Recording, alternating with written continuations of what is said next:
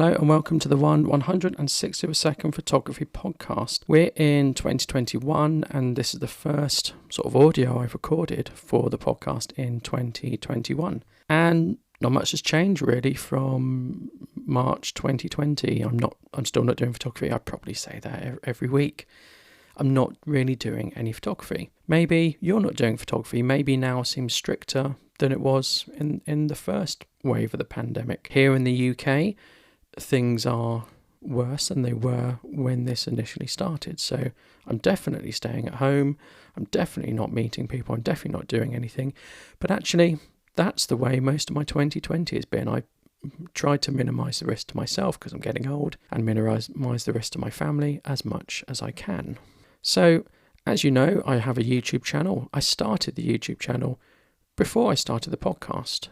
First thing I did was the YouTube channel in terms of content creating about photography, and I started that. But YouTube is brilliant, it's free, everyone uses it, it's very popular.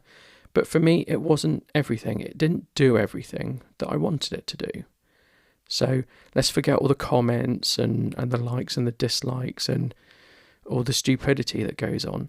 I wanted to also, in terms of recording my shoots and doing tutorials and doing reviews, I wanted a talk about photography. I wanted a discussion, and YouTube isn't the platform for that. So I started my photography podcast, and a podcast really is the platform for a discussion. Interestingly, I put the podcast on YouTube and I got what I expected. I have some subscribers, but my listening levels are quite low because people who don't know it's the podcast will search for something, come across it, click it, and think, oh, it's just some guy talking.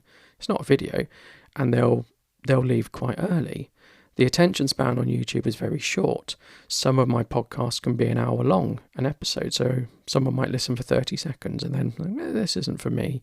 This doesn't tell me what I want to know straight away. So YouTube wasn't the platform for this, basically. I still keep it on YouTube, I keep it up, and I do quite a lot of bulk episode uploading to try and catch up with things on the YouTube channel. So I'm currently in a period of doing some bulk uploading and refreshing the episodes and getting more episodes on YouTube. Although my time is better spent recording the episodes and then getting them out and sticking to the weekly format. So I was thinking, should anyone start a YouTube in 2021? There are all these photographers with ideas who want to be creative, stuck indoors, or can't do what they would normally do, particularly the hobbyist photographer.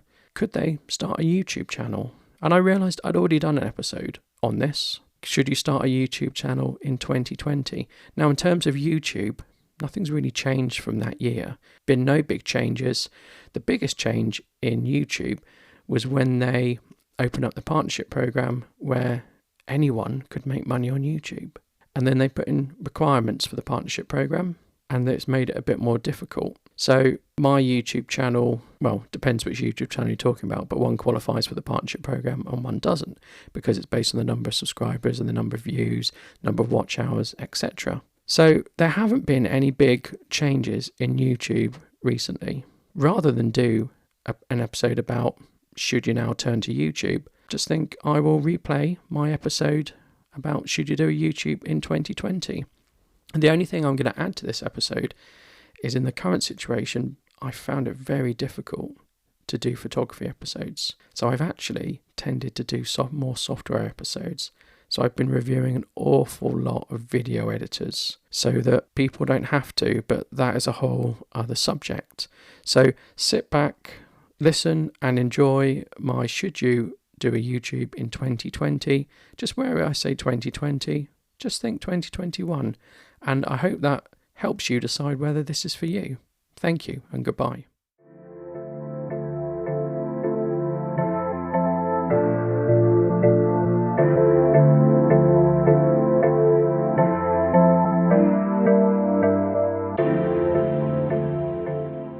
Today's today's episode, I'm going to talk about should you start a photography YouTube in 2020. Now, you'll often see people on YouTube asking, should you do a YouTube channel in 2020 as a question and as a guide. And this episode is going to focus specifically on a photography YouTube channel, but you could of course apply it to any YouTube channel. So I think it's probably going to be a very useful episode for you if you were even having an inkling about doing a YouTube channel.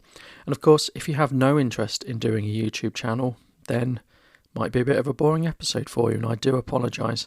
Just a few things to mention before we start. I would really appreciate it if you could leave a review on iTunes. If you listen via iTunes, that would really help the show out. That's all, so let's get started. So a bit of background. I have a photography YouTube channel, and I've been doing that for many years now, and I have a full-time job as well, so I do both. My YouTube channel is monetized, but I don't make a great deal of money out of it, and I never did it for making money because I was realistic, and I knew I wouldn't make money. I knew I wouldn't become full-time on YouTube, but I liked making videos, and actually making videos was what got me into photography. For me, it seemed a very convenient marriage of the two there. I started this podcast because I wasn't quite satisfied with things on YouTube. I wanted a wider discussion, and I wanted it to be easier to have that wider discussion. I wanted long discussions. It's very difficult to do a 12-minute, 60-minute, 20-minute, 30-minute video on YouTube. I know some people do it. I find it difficult. I have a bit of a budget in terms of time. I have a full-time job. I have a family. I have other things to do other than YouTube and the podcast. And I get to a point where I have to say, right, that's all the time I've got. So I've got to quickly get this episode done, filmed, etc. and etc. And the same with the podcast, although the podcast maybe for the length I do isn't as intensive as YouTube. To make a 20-minute podcast, it is quite a lot of effort. It's more than 20 minutes, certainly. It's probably more than an hour, in fact, but to make a 20-minute YouTube is substantially more. So my longer thoughts are always on my podcast, and shorter things tend to go on YouTube. And sometimes I'll put the same sort of idea on both. But the question of the episode is, should you start a photography channel on YouTube in 2020? Well, the short answer is maybe, because there isn't really a short answer. If you want to do it to gain money, I'd probably say no. I'd probably say don't bother. If you want to do it for other reasons, then maybe. The reason I say don't bother for money is because when YouTube started to expand, anyone could make money on YouTube, and you don't make a lot of money, but anyone could qualify for a monetized channel. But then something happened on YouTube and they took that away. To qualify for a monetized channel, you need 1,000 subscribers and 4,000 hours of watch time in a year. Now, I have 8,600 hours of watch time in 2019, and I have more than 1,000 subscribers. So I passed the bar when I started to monetize on my channel, again, which wasn't much money. There were no restrictions. So I can tell you, you won't earn a lot of money doing it, because I know exactly how much you're going to earn. Now, I think I'm prohibited from talking about how much you can earn on YouTube. Some people do very well. Some people, it's their full-time job. For me, it's hardly anything. So it's likely you would have to put in a lot of work to start to get money that you are happy with. So if it's a purely financial thing, I'd really say don't bother. So why did I start a YouTube channel? Well, I liked making videos. So I got into making videos, and I really liked it, and I got into making videos because I liked films and stuff. And then when the technology became cheap enough and readily available, I started to make films, and I really liked it. And I made a variety of short films, but it was just me, and it was really difficult doing everything with just me. But I persevered, and I made a few short films. I wrote my friends in, which I can't always do. You can't always rope your friends in for every project you want to do. And it just became too much. So I'd learned how to make videos and films by watching YouTube. So I thought, well, maybe I'll just put things on YouTube. Certainly a small 5-minute episode on YouTube would be easier than doing a short film. So I started doing that, and I started doing it on 80s culture. And it was quite disappointing because while the videos I think were very good, and they're probably better than my output at the moment in terms of quality, no one watched them. That was really sad. I'm still really proud of those videos. Those videos are really good. And it was just me who made them, and I went off and I interviewed people. I was really happy with them, but no one really watched them. I think when people did watch them, they said they were quite positive about them. And then I just sort of took a break from filmmaking, and I had a DSLR and some good lenses, and I thought I'll give photography a go. One, because I have the kit, and two, because it's going to be easier for me to achieve my creative vision. So I started doing photography and I really liked it, so I persevered. And then I wanted to get back making films, so I thought, well, I'll just do a YouTube channel on photography. And I thought last time I spent a lot of time making the videos really good and no one cared. This time I'm going to try a different approach, and I'm going to churn videos out quicker at a lower quality because it's YouTube and I don't think anyone will mind so much. And then if my channel gets bigger, I can make my videos higher quality. So that's what I did, and not a lot happened, and then my channel started to take off and people started to notice. I started to get subscribers and it got bigger, and then I enjoyed it much more because I enjoyed seeing what people liked. And YouTube for me was an experiment, and YouTube still is an experiment, because what I do is I do different things and I see what works. Here's something. I did a review of something that was negative. I did a negative review. I don't think people liked it. The title was "This is a fail and here's why." Now, no one would probably watch that, and I suspected that may be the case, and with statistics and analytics I've confirmed my theory. So each time I'm trying something different and I'm honing my craft into making YouTube videos that people watch and keep coming back to watch. I've done an awful lot of YouTube videos, and I've got a whole range of videos from various things to do with photography. And I think now I know what sells on YouTube and what doesn't. But since starting, my time has diminished. So I now have less time. So I now do things quicker, even though I know what will and won't work. But I like putting a video out, but I don't have time to commit to weekly. And that's something you would have to do if you were doing a YouTube channel. To be very successful, you have to be consistent in your output. And I'm not consistent, and I know that. And that's because I just don't have the time to do one a week. The other thing I don't like on YouTube, or I wouldn't want to do on YouTube, is filming myself. I'm much more behind the camera person. I don't want to be the star. I don't want to be holding up my camera. Hi guys, here I am. I'm here at so-and-so. This is what I'm doing today. That's just not me. Taking that approach does make things a little easier than doing it other ways, but I'm happy with the way I do it. Let's go back to that question. Should you start a YouTube channel in 2020? You're already picking up. It's probably a lot of hard work. You'd have to be consistent, but it is really nice when you help someone out. So someone will leave in the comments things like, "This is just what I'm looking for. I know from your review or what you've done not to buy this camera, or this is the camera for me. You reviewed it, or you did a test of it and I'm going to get it, or I'm going to use this service." That's really nice. It's really nice when I get lots of views for a video and good engagement. I really enjoy that. I moan about it, but I do actually like the process of making videos. I always say, "Oh, busy making a video. But I like it. Otherwise, I wouldn't keep doing it. Sometimes it seems a bit much, but I do it, and I still do it because I like it. It can be hugely enjoyable. It can be fun, and you can do it quite easily because you probably have a smartphone.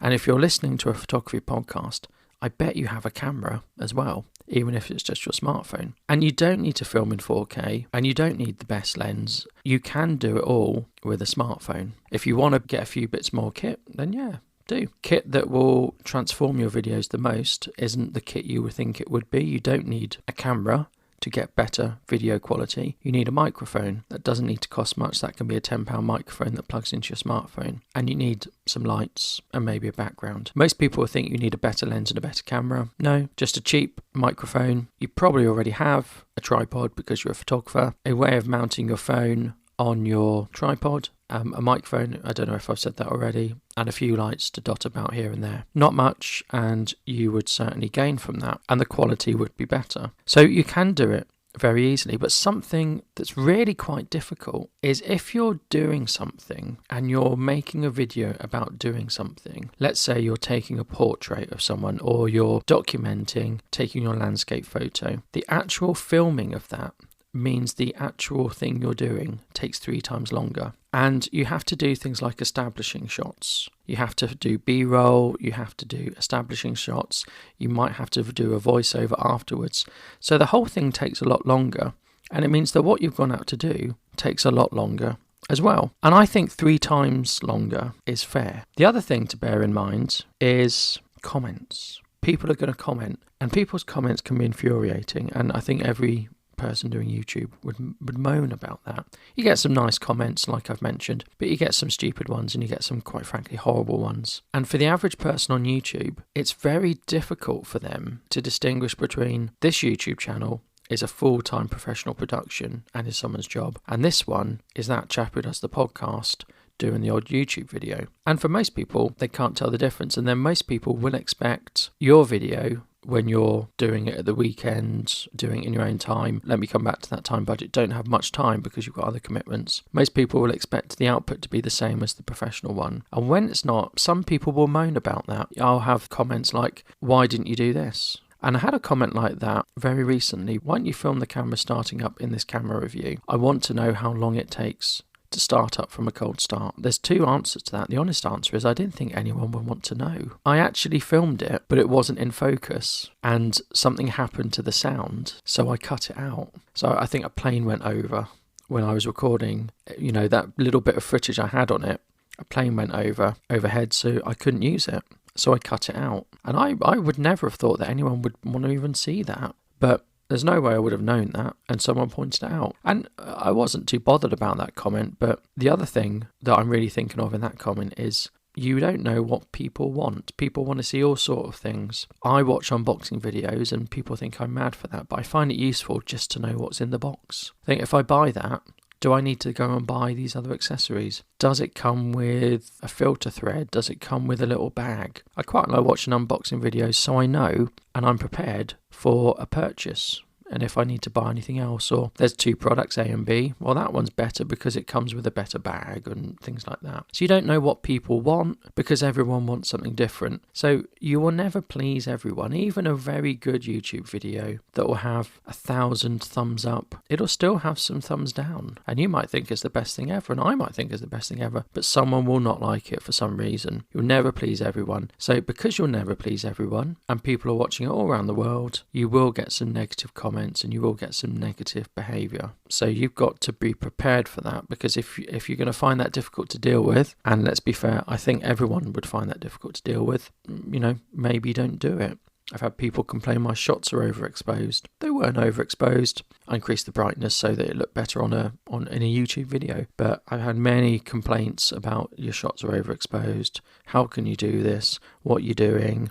Did you shoot in JPEG? If you shot it in RAW, why didn't you fix it? It was fine, but I just put it up, the brightness on this particular video. But there we are. People aren't going to know that because I haven't told them.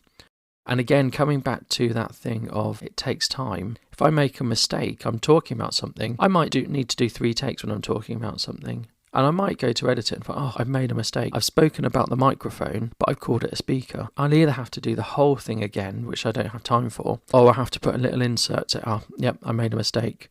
And I'll have to flash up the word microphone on the screen. And all those things take time. And again, if I hated all those things enough, it would stop me doing it, but it hasn't stopped me doing it because I don't hate them enough and I still like doing videos. So for me, the balance tips in favour of making videos. There are negatives, but for me there's more positives. But I want to go back to it's a lot of work. And if it's a lot of work, it does mean you've got less time for photography. And that was what you wanted to do because you're a photographer. So please consider that it will eat into your hobby time. So I have X amount of time and I do a podcast and I work, and X amount of time for photography. So to then do a YouTube on top eats into that. But there are other benefits. You get very good at editing video, which is another skill, which is a useful skill to have, sort of enhances your career because you can now do videos and you can now do podcasts and you can now record audio and stuff. Because you understand all that, you can tell a story, and being able to tell a story or be objective about something is quite a good non-tangible skill to have. Like all these things, you can put them on your CV, and I had put them on CVs, and when I had gone for job interviews, I'd said, and I can make videos as well if you need me to, and that was good, and that was really useful. And in the end, I did make videos for an employer I had, because I had picked up the skill from doing YouTube videos. I'm all completely self-taught. I've watched YouTube videos, I've done it myself, and I have a bit of experience in that. I don't think it got the job for me, but I think it helped me get the job. It must have, because I got the job and then I was asked to do it. So there are other non-tangible benefits to doing YouTube. But yeah, should you do it in 2020? The other thing is it's not like there aren't many photography YouTubes around. It's quite saturated. There's quite a lot of photography YouTube channels. And if you want to do well, you need a very specific niche within that. Now, I don't really have a specific niche. I do everything. I think I do everything apart from landscape photography. Now, I've had a guest on previously, Gary from RE Photography, who weirdly I bumped into today.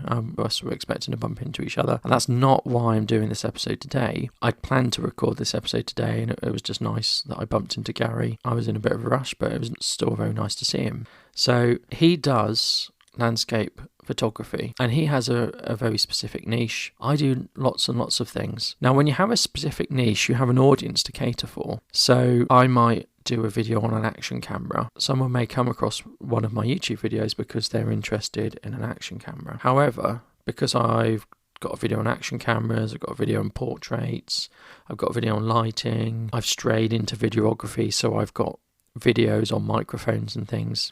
This person who wants to know about an action camera might be into extreme sports, might be really keen on action cameras, but they're not going to come back week in, week out because they don't know if I'm going to be doing a video on action cameras.